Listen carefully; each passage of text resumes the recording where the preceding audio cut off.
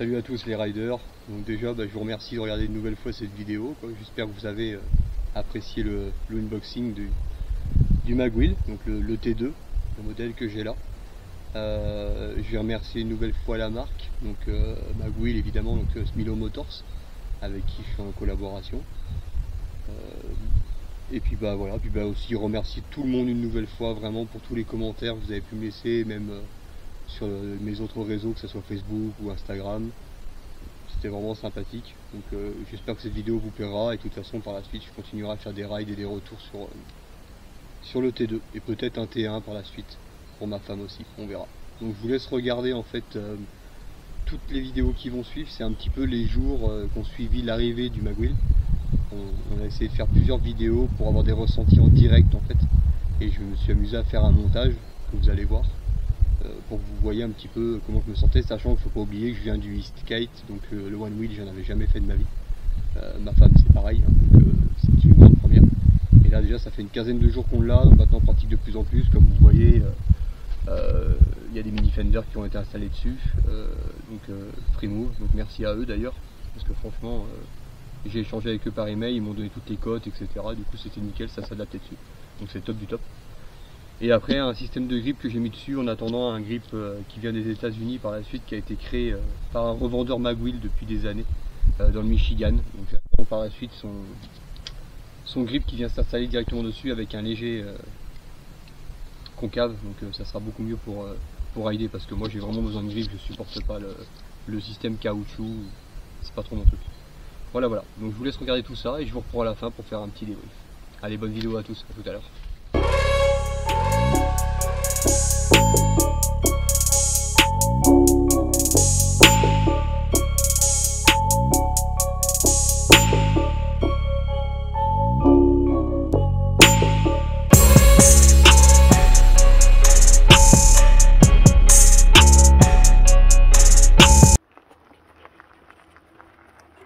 Je pense qu'on va rester là-dessus sur la journée numéro 1. Je vais continuer à pratiquer. L'avantage c'est qu'on a une grande forêt chez nous. Donc je vais continuer à pratiquer dans un endroit un peu fermé, un peu off-road. Comme ça je me dis, si j'y arrive ici, ça sera que plus facile sur tout ce qui est béton, piste cyclable. Et par la suite on va aller faire un test jour 3, jour 4, on verra, sur un parking, pour avoir un peu plus de plat surtout. Parce que j'avoue que c'est ce qui est le plus difficile en apprentissage, là c'est que le sol est vraiment accidenté, évidemment c'est la nature. Voilà, je vous souhaite une bonne journée, puis je vous laisse continuer à regarder la vidéo et la suite du test. Salut les riders. Tu fais bien ?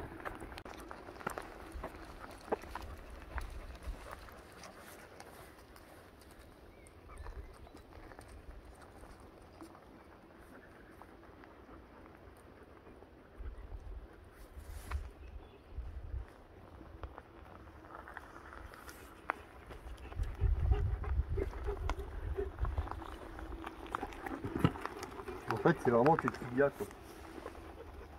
Vraiment tes tibias. Ici, elle devrait être toute molle. Enfin, une tour sur toi-même. Voilà. Et après, c'est tellement intuitif.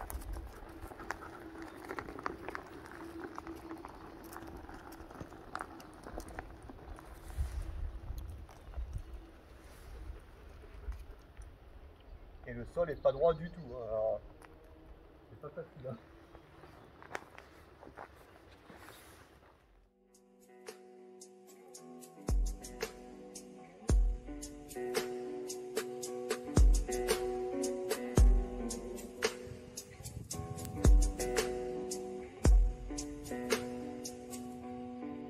Так дайте пацанам посчитать потери. Суммы нули погибают на сцене. Снова один, прогуляюсь без тени. Заливаю лик, поцелуй на шее. Как там рано, правый назад, черный каскад. Вижу твой взгляд, степь многоярд. Мог тебя взять, но ты не моя. Так дайте пацанам посчитать потери. Суммы нули погибают на сцене. Снова один, прогуляюсь без тени. Заливаю лик, поцелуй на шее.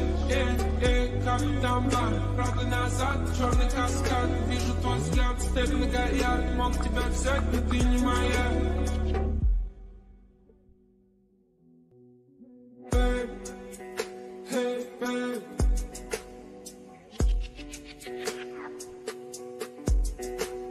понты, покупались в аду. Твои мозги затупились к утру.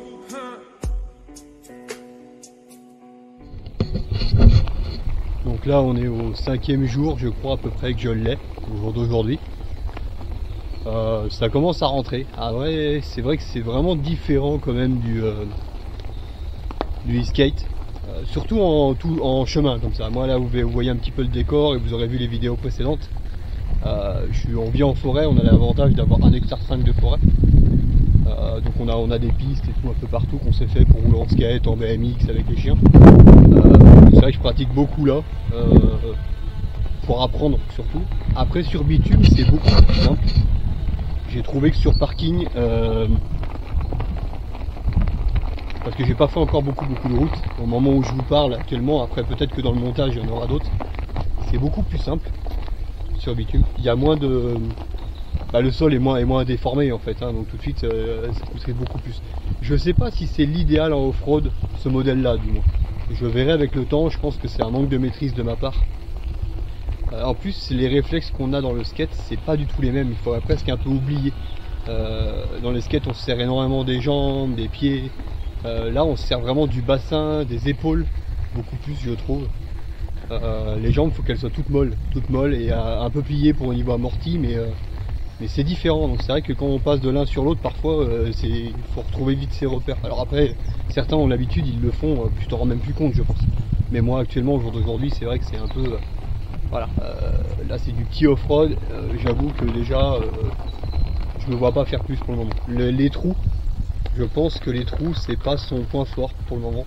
Peut-être que c'est un manque d'expérience de ma part, mais c'est vrai que je trouve que quand on passe dans un trou, il y a quand même des petits à-coups que j'aime pas du tout, qui me feraient faire perdre mon équilibre.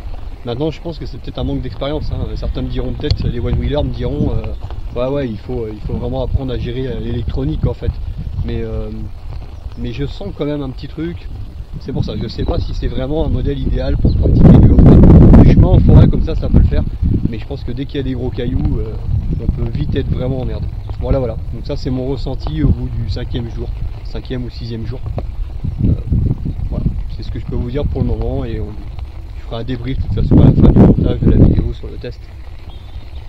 Il y aura un peu plus de temps écoulé je pense. Voilà, à plus tard, ciao les gars. Alors voilà, ça fait quelques jours maintenant qu'on pratique, derrière ma femme. Que tu pratiques. Ouais, que je pratique. Ma rideuse, donc là on va dire que c'est une de ses premières vraiment grosses séances, parce que jusqu'à maintenant elle avait la grosse crainte de se vautrer la gueule.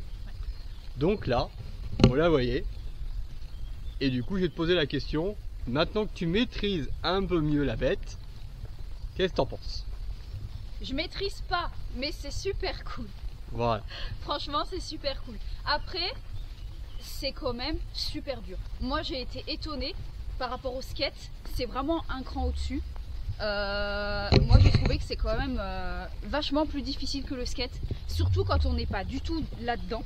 Parce que moi, j'ai appris le skate pour le suivre. Donc, je me dépatouille en skate vraiment un petit peu. Mais franchement, là, c'est quand même vachement plus dur. C'est vachement plus dur. Il faut vraiment avoir un bon équilibre, contrairement au skate je trouve, mais sinon c'est trop bien. Dès qu'on commence à en faire un petit peu, on a envie d'en faire toujours plus, on a envie de maîtriser de mieux en mieux, on a envie de plus s'arrêter. Voilà. Bon ben voilà, vous avez le retour, maintenant on va continuer et puis vous verrez tout ça dans le test. A plus tard les riders, ciao.